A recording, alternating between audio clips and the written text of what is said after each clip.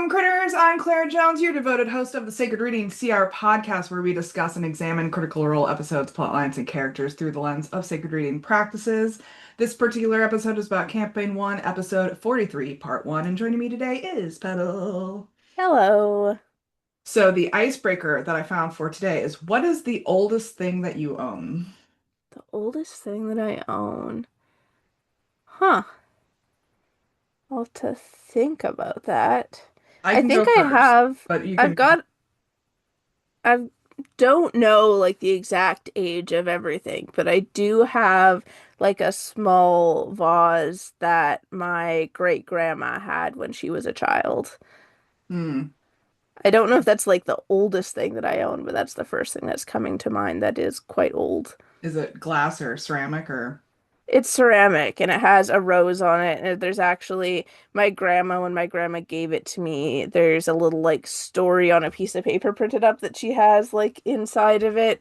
And basically the story goes that both my great grandma and her sister got these vases that they really loved and they were really special because they like didn't get like gifts very often. And my great grandma broke hers, and then her sister gave her hers. And Hmm. so it's actually technically it's my great grandma's sister's, but it also was my great grandma's because it was given to her. Hmm. So are we talking like late 1800s? I'm not sure. I the math is difficult. I'm not Yeah. quite sure. Yeah. Well, I am in the unfortunate position of being an only child of divorced parents who receives all of the family heirlooms. And I don't know why they have decided that I am the one that is in charge of carting them around. But I'm unfortunately in that position. And I think the oldest one that I have is one that I don't even understand why I'm holding on to it. It is literally a tin cup with like a little handle on it, and it's dented and rusted, but apparently it's over 100 years old. Wow. And I don't know where it came from. I presume it came from my grandmother's childhood because she was born in 1911, I think. And so I don't know if it predates her or not, but I'm not allowed to get rid of this dented, rusted tin cup because apparently it is a vital piece of our family history. And then my mom recently sent me, I don't know if this predates the tin cup or not, but she recently sent me a small porcelain doll that is missing a foot and Nice. presumably from France. That is at least the family story about this footless porcelain doll that I now Great. get to. So one of these days, I'm actually planning on, once I have space for it, getting like one of those curio cabinets with like the glass Oh, nice. and creating like a little museum of oddities display of being like t dented tin cup and footless porcelain doll, origins unknown, maybe France? Question mark. I love that. Because like, what else am I gonna do with this shit? Uh-huh. Oh, Yeah. I don't know. I just carry all this stuff around, and occasionally the family asks about it, and I confirm that I still have it in my possession. Yeah. Oh, families.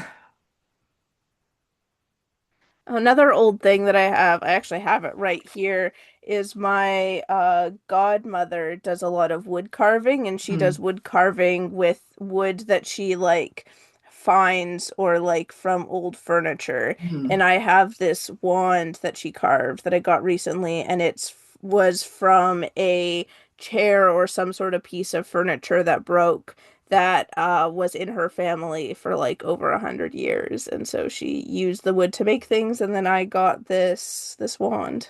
Cool. I mean, So that's even some though deep the lore. shape is new, this piece Yeah. of wood has been around for a while and was part of a piece of furniture that was used for Yeah. over 100 years. That wood has seen shit. It has.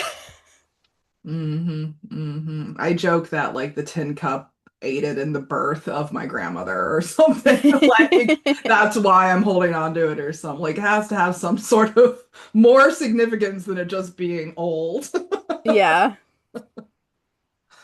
Well, please join us as we embark on this exciting adventure in story analysis and self-reflection in order to deepen our understanding of ourselves and the world around us. As always, we love hearing your own insights and stories as well. So please comment, like, subscribe below, and ready? All right, let's dive in.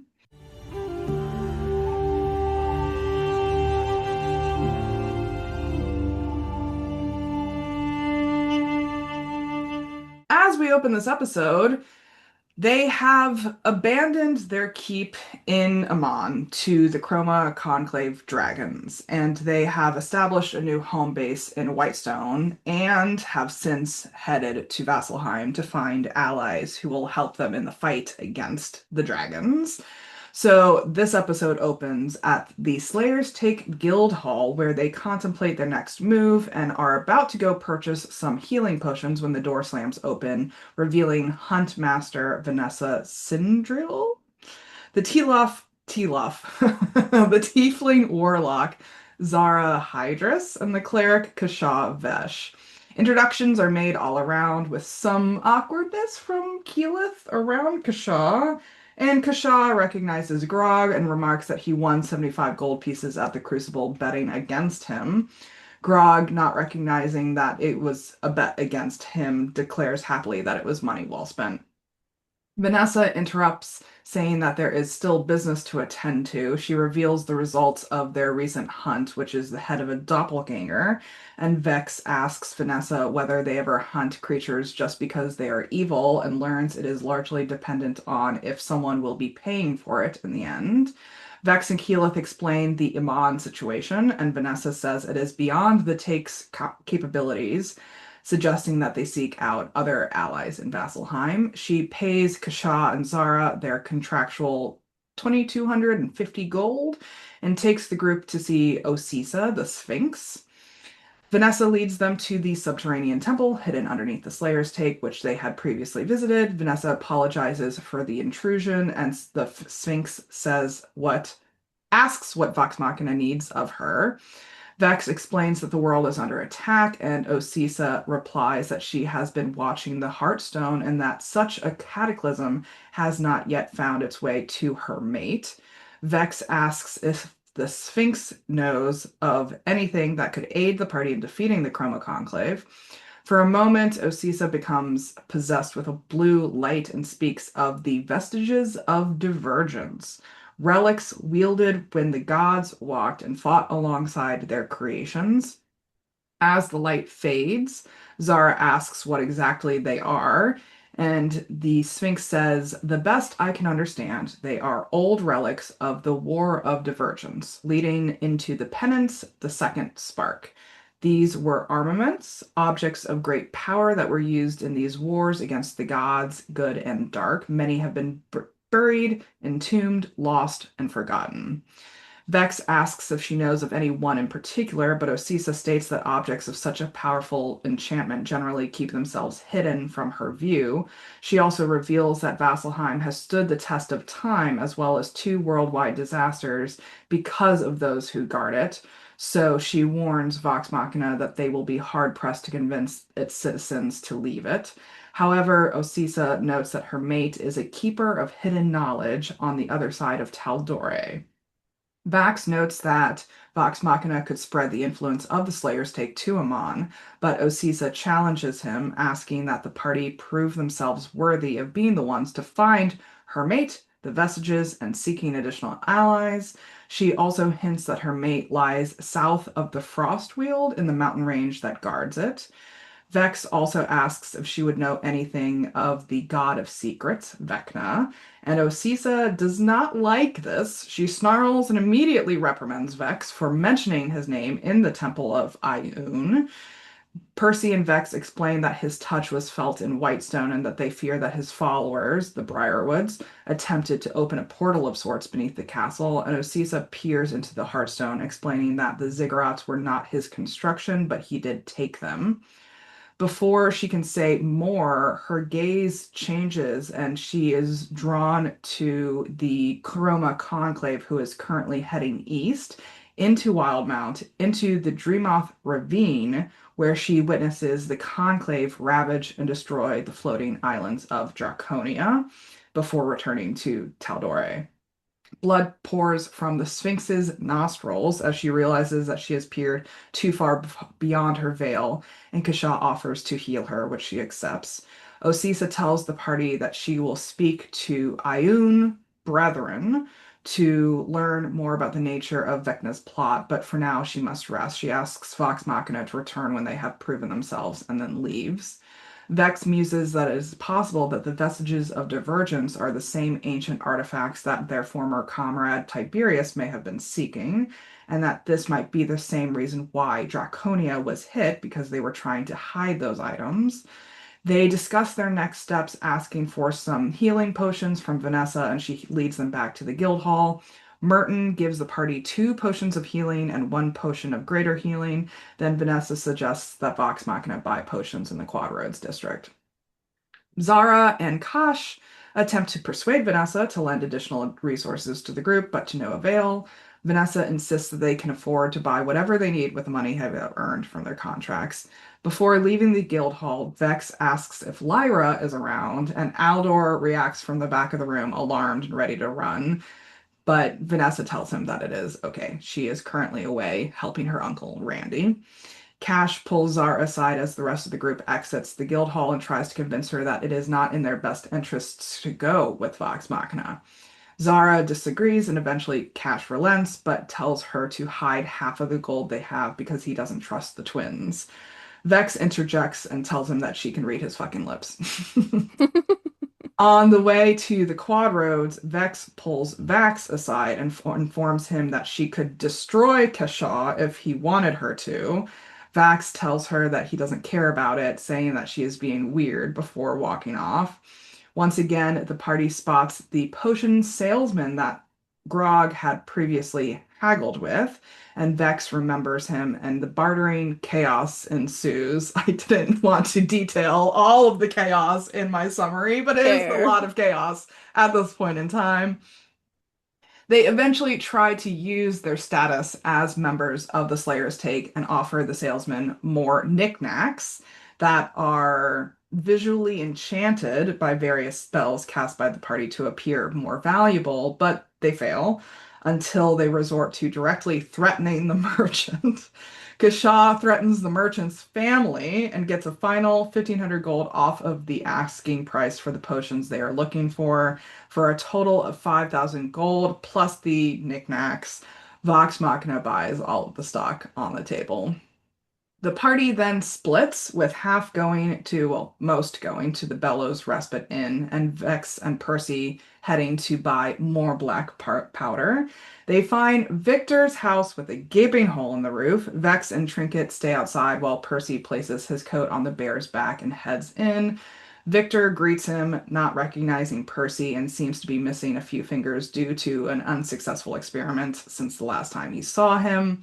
He sells Percy 4 vials of black powder, but not before telling him that another customer, a young, finely dressed woman who we presume to be Anna Ripley, had stopped by a few weeks earlier buying black powder as well.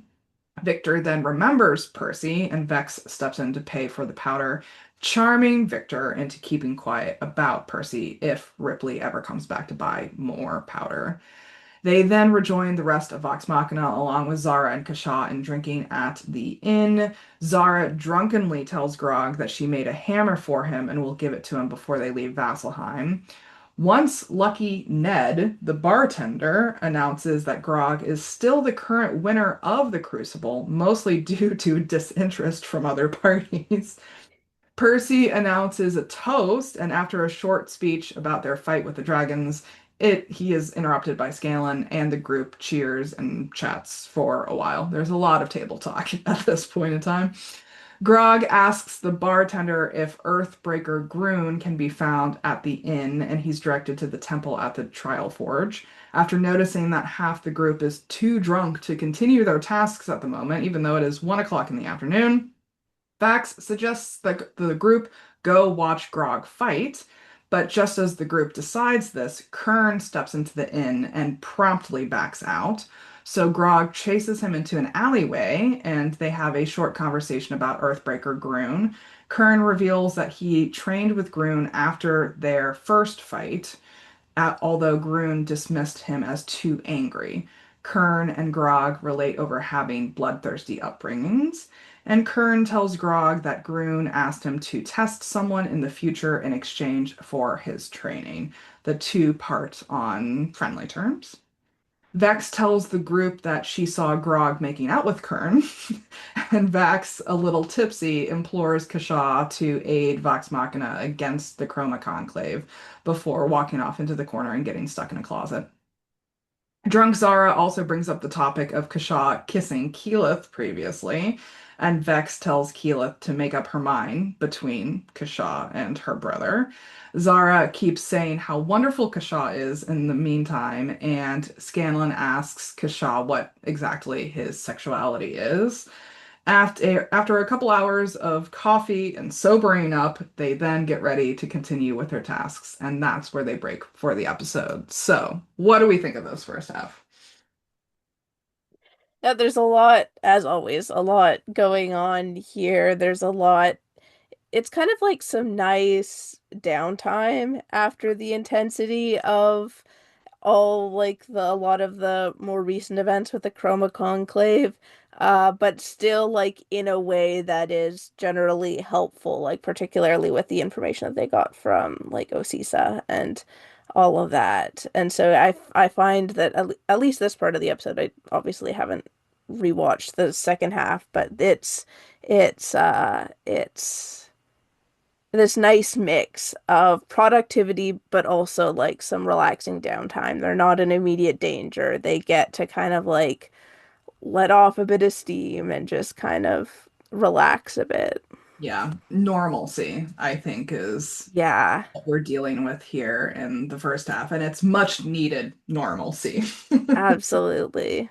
Like, we can't stay in a trauma response forever. No. And as much as we as viewers and they as actors and players um complain about how fast everyone got drunk with the day drinking, I think it's a reasonable trauma I think response. so. They've been through a lot. They finally have a place where they don't need to be like on guard constantly. I think it makes sense for them to get drunk Yeah. as a way of like coping with everything. Yeah. So we get a lot of lore dumps in this first half. Hmm. So we get, the whole Kashaw, Vax, Keyleth, awkwardness, development, so on and so forth. It is unclear at this point in time whether Vax and Keyleth have confirmed their relationship. She did spend the night with him. We don't know exactly what that means. Hmm.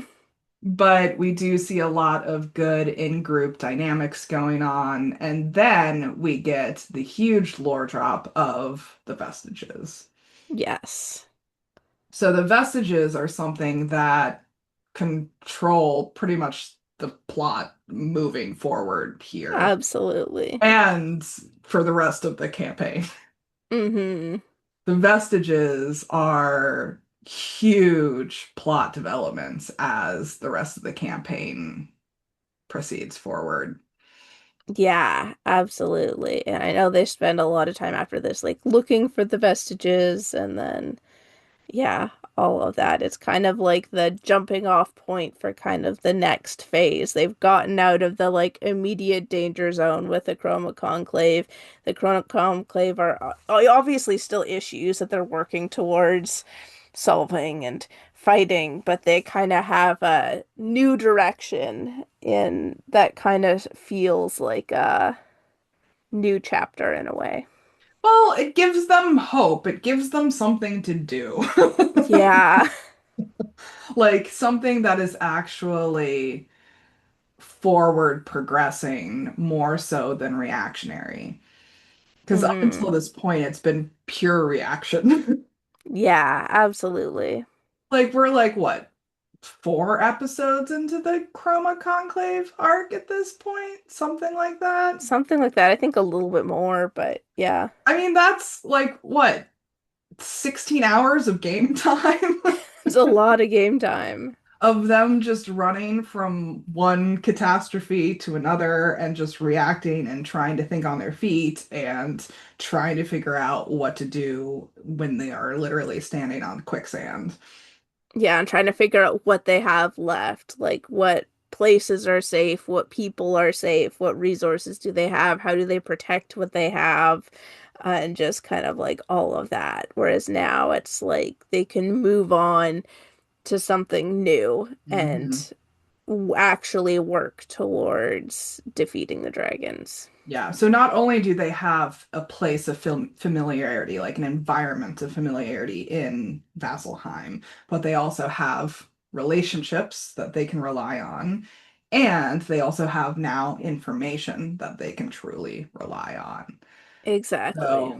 So I would say their comfort is definitely reestablished in this first half. Yeah, absolutely. And they definitely like the way that they're acting definitely seems like a return to normalcy and all of that. Yes. And I think that that's what Percy was trying to get to in his speech that he tried to Hmm. give is, we have hope now. We have a direction to move in, and that's a thing to celebrate, even though the world is still on fire. Exactly. Literally, the world is still on fire. Like the fall of Literally. Draconia, I think, is also a huge plot development too. Yeah, that's a big moment there. I mean, I know that in the future they'll actually go to Draconia, but it's kind of the start of like fully closing that chapter on Tiberius. Obviously, Tiberius has been out of it for a while, is no longer a part of the party or anything like that, but this is kind of like the start of like weaving close those plot threads so they don't remain open and hanging. Yeah, I mean, I would love to know what Matt's thoughts were for incorporating the fall of Draconia. And it is a especially interesting narrative method to make Vox Machina experience it secondhand through OC Hmm. too. Um, because they already know the stakes that are at hand here. I Yeah. don't think Matt needs to underline how high the stakes are with the Chroma Conclave, but the fall of Draconia definitely underlines it. Exactly. It underlines it, and I think it also just like closes out the possibility of, aside from whatever's going on with Draconia, like within this campaign, closes out the possibility of any like plot threads relating to Tiberius returning. Hmm. Yeah, yeah. It feels a little personal, but I understand, I think, what Matt was thinking with bringing it in. Uh-huh. Yeah, I imagine that Matt probably wanted to be able to like move around that world without bumping up against any of that. And so by removing Draconia from the equation, Mhm. is kind of like allows that space to exist again. And I also find it interesting who got drunk and who didn't get drunk. Oh, I wasn't even paying attention to that. I think Vex and Scanlan were the primary people who abstained from the drinking, from my memory. Vex absolutely got drunk. Grog, I don't think cared. Zara got drunk. So on that table, it was just Vex who didn't. And then on the other table, Percy, I think, was partaking, but I don't think he got drunk. Keyleth got drunk. And then we have Kashaw and Scanlan. I think Kashaw was on the same level as Percy at the end of it. Hmm. Scanlan definitely wasn't his drunk and boisterous self throughout this episode Hmm. either. Yeah, that is interesting. It makes sense for Vex to like she seems like in this sort of situation she'd want to keep her head clear given everything that's going on in the world. But Scanlan is an interesting one because in the past, like he absolutely has uh like participated in all of that. And I think it just goes to show like how at this point he's making an effort to change, even if he's not entirely sure what that change looks like. The character progression for Scanlan is so subtle and so Yeah.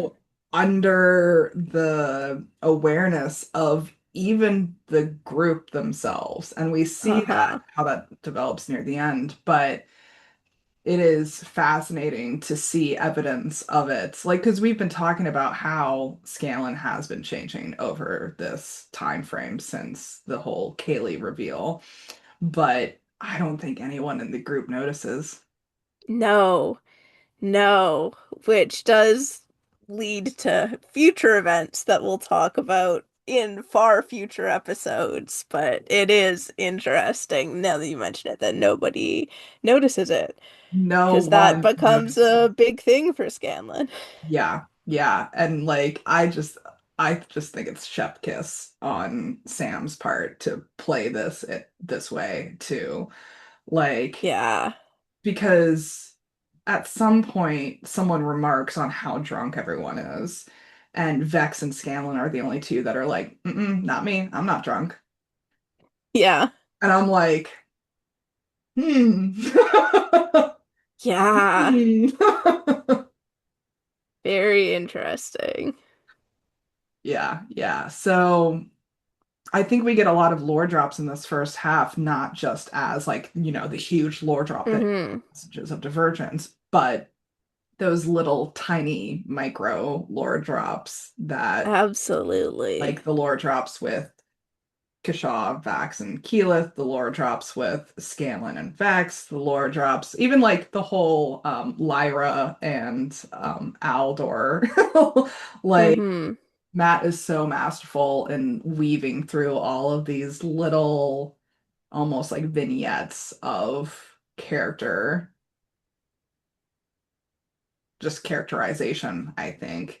Um, Absolutely. It's kind of a place to touch base on where everybody is at character-wise after being in like such frantic I mean, we even get scenarios. an Anna Ripley microdose. We do.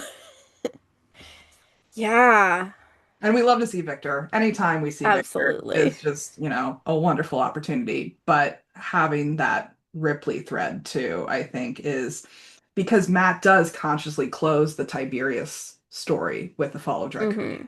But we all believe the Whitestone Percy thing to be completed at this point in time. And then he just like cracks the door open a little bit with this Ripley drop. Exactly. Just reminding us that Ripley's still out there and still plotting and causing trouble. Yep. Yep. Yep. And It's then we not even get something to some. go after now in the midst of everything, but something to keep an eye on. And then we even get a little bit of Grog lore too, with the Yeah, whole that like Kern and interaction was Crucible and it was so funny that interaction with with Kern where they're basically sharing almost identical experiences. yeah, yeah, yeah, yeah. I think Kern is like what a nomadic group of orcs, and Grog is a nomadic group of giants, half giants. Yeah, That's the only difference. exactly. They're both like, "Oh, I'm sorry, I bit your lip." Nah, yeah, I'm sorry, I bit your lip. Nah, okay, well, friends, friends. Yeah. But yeah, I like all of these micro lore doses that we're getting here. Hmm. I think these are the episodes that endear us to these characters. Absolutely. And I think that's what D&D campaigns who primarily focus on the action and the adventure miss at the end of the day. Exactly. this more in-depth character development that we see happen with Critical Role. Yeah, all of these like little small interactions, and Critical Role is good at weaving it in. It's like in the downtime, it's in like usually like at night before people go to bed. Yeah, There's lots of these little moments. yeah, yeah. And I appreciate how much the players themselves push to include these vignettes. Yeah, I think Matt over the years has also learned how to create space for these vignettes. And I think we see the absolutely. beginning of that in this episode of him being like, oh, one of the things that makes this campaign so attractive to both the players and the viewers is these characterization opportunity. Mm-hmm. And I think this is the first example we're seeing of him intentionally not only leaving space for character development to happen, but also planting seeds for character development and consciously shaping opportunities for it. Yeah, absolutely. Because, I mean, we've been talking about this along the way, is like this is a developing endeavor for them. They are, Mm-hmm. we're what, 43 episodes in? That's almost a year in real time. Yeah, especially since they would like take weeks off for holidays and things Yeah, like so that. it's right Yeah. around the year mark too that we're dealing with, and I would have to look up the dates especially, but they have realized that this is of interest to people. Mm-hmm. They're also one of the things that I noticed within the intro to this episode before they even start playing is I almost called her Vex, Laura. Mentioning she's also starting to step into the role of the merch manager of being Yeah. we have more t-shirts coming, we have more merch coming, we have heard your desires and we are looking to fulfill them. Mm-hmm. And so they are now starting to take those steps into mean like, oh, okay, this is a thing, and where do we want to grow it? Exactly. So we see that happening not only in Matt's narrative framework, but also within how they function as a channel, as because I can't even call them a company at this point. Can we call them No, a they're company not a at this company point? yet. Yeah. So because they're still under the Geek and Sundry banner, Mm-hmm. but they are vastly outranking all of the other Geek and Sundry content, I think, even Yeah. a year into this. Yeah. Absolutely. It's so cool to see just knowing like what they are now and how they're even now they're continuing to grow, but just seeing where they were like within this first year I is know. wild. The little babies. Yeah. And yet they've grown so much, Oh, I like know. since the beginning, Yeah. Yeah. even in just this one year. It's so funny because I'm watching both campaign one for this podcast and I'm doing a rewatch of campaign two at the moment. And I'm also just watching whatever new content they produce at this point in time. And it's such an interesting exercise because I literally went from watching this episode for this podcast yesterday afternoon and directly went back into camping to rewatch like back to back when I was hanging out yesterday afternoon. And for a split second, my brain crossed the streams. I was like, okay, they're in Vasselheim and they're doing this and da da da da da. But then it's like campaign two characters talking in the background while I'm thinking these things. And I'm like, wait a minute. I was like, wait a minute. And then I had to like actually refocus on what the campaign two characters were saying. And I'm like, where are hmm they right now? What are they doing? Yeah. I'm like, because Zara and oh, well, no, they're not there. No, completely different characters, completely different place. Yeah, my brain definitely crossed the streams there for a hot hmm minute. Well, what kind of personal stuff is this bringing up for us? I think this is just like reminding me of like how important breaks are, not just in order to like get a Mhm. break, but also to like recenter and refocus. Yeah.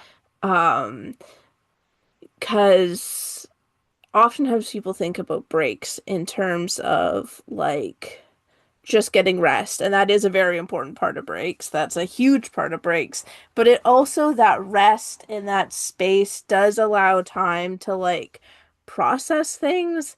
And as I said, to kind of like refocus, kind of like how they've got this break, they've got this rest, they're not in immediate danger, and they're able to see more clearly the path that they should take to continue to deal with their problems. And I think that's a very real thing in real life as well. It's easy to get caught up, especially in times when things are like busy or chaotic or stressful for whatever reason, whatever people are dealing with. I think it's easy to get caught up in the like, oh, I just need a break, I just need a rest. And sometimes people, myself included, forget that another important part of those rests is like trying to figure out better ways of approaching things to make things easier in the future and to help more to deal better with whatever it is that you're dealing with. Yeah. I mean, I literally just went through that. I was working 60 hours a week in a 10-month contract up until recently. And so once that 10-month contract ended, I was like, I am taking a week and a half and I am resetting myself. And while I did do work during that week and a half period, I also spent a lot of it on my couch playing video games and laying around and doing nothing. And I think I needed both. Exactly. Like, I did have some mini panics over like me not using the time productively enough. And so I also had to remind myself, like, this is productive in itself. This It is is. providing me with something in itself. And I need to trust the process more so than trying to push productivity as the priority here. Exactly. And like even when I talk about like processing and recentering and refocusing, a lot of that stuff happens subconsciously once you're Absolutely. actually out of it too. Like it's not something that you need to like it can be helpful sometimes to consciously think about it and plan and figure things out. But then you're not also getting that rest if you're still just pushing yourself back into it. Sometimes you just need to rest and let yourself like unconsciously process and think of things. It's kind of like how sleep is rest, but sleep is also Yes. the time when your brain goes through everything and like organizes it and all that. Yeah, absolutely. I mean, allegorically, I'm actually thinking about tarot. I don't know how much you know about tarot. I collect tarot decks. I don't know the meaning of all the cards, but Okay. I find them pretty and I like them. So I'm specifically thinking of Two of Wands and Three of Wands. So wands are all about action and passion and like doing things, like the act of hmm doing whatever you're doing. But the Two of Wands is more like before you even leave the house of like thinking and planning and prepping for the action. But Three of Wands is when you get to your like halfway point and you need to like check your map.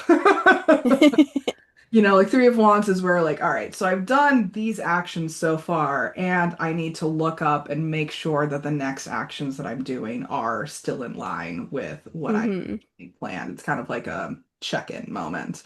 And I think that this is the check-in moment for Vox Machina. And that's also what I had to do in the last week and a half of being like, okay, where am I? Yeah.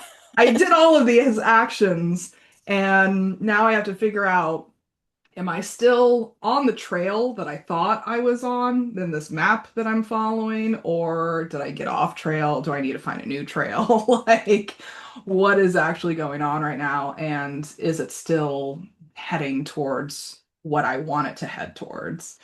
Yeah. And that is definitely necessary because if you don't have that check-in, Like you could end up 100 miles off track just because you kept going without checking your map first. Absolutely. It's a necessary element, even though I did have Hmm.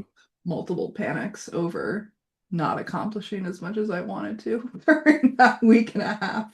I ate a Yeah. cake and played video games. And that's important too.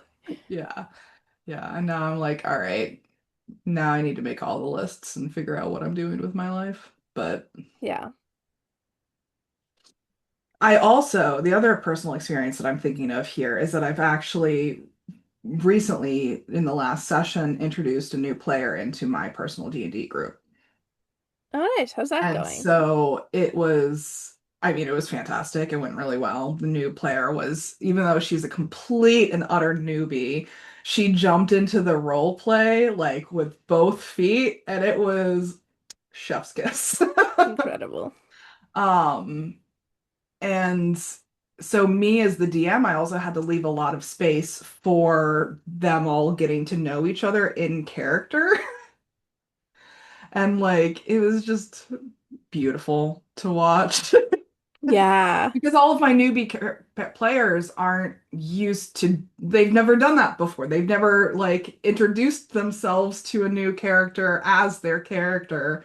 And so watching it all unfold, it made my little DM heart happy. I was like, look at you guys. Hmm.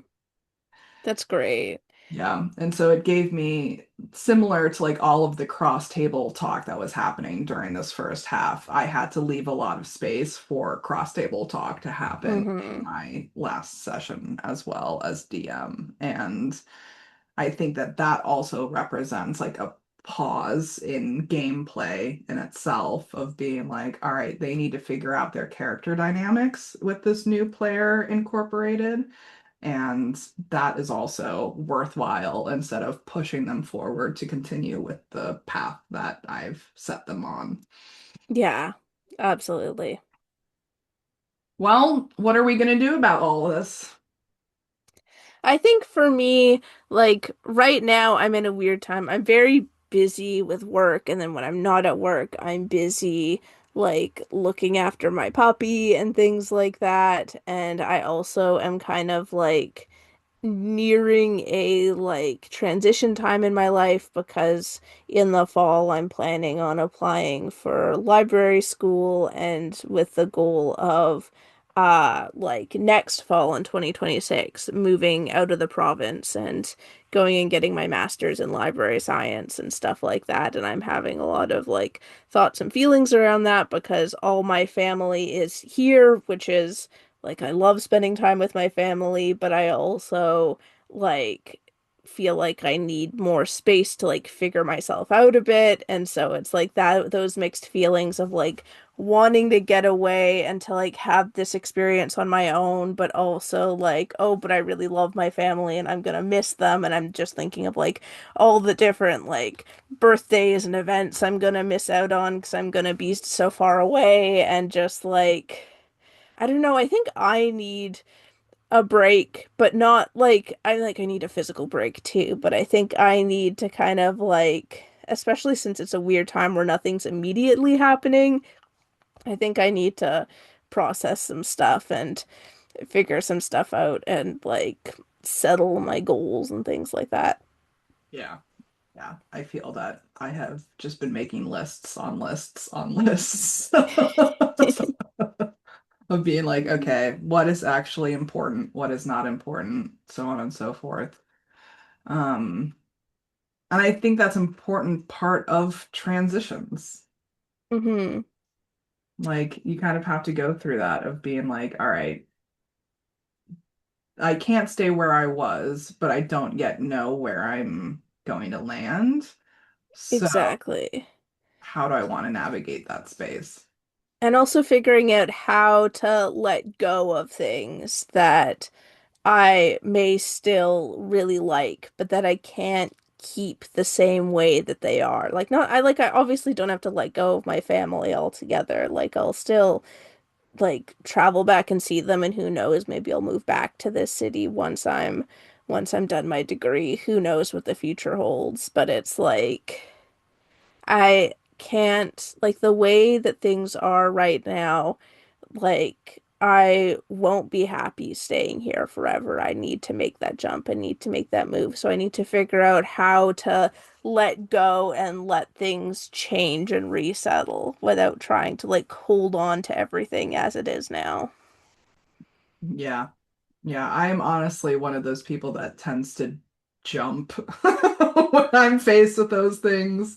That's And normally what I do too, but I've got so much time. Like it's not like I'm like applying and like, oh, like leaving like yeah, next week or something like that. It's the time where I have this time to mull over things and I'm like, do I really want this? Or like, but also like something needs to change and just like I wish I could just jump, but I'm stuck in this. So maybe the message isn't so much that I need to take a break, because I am kind of in a break in terms of like my life goal things that I'm stressing out over. I think it's how to make use of this break and uh make it that I'm not just like sitting in uncertainty, which is unavoidable to some degree, but to also like make the most of this time and figure out what I need to do that will be helpful to me and what I need to mentally and emotionally process in order to make this transition as smooth as possible when I actually do it. yeah.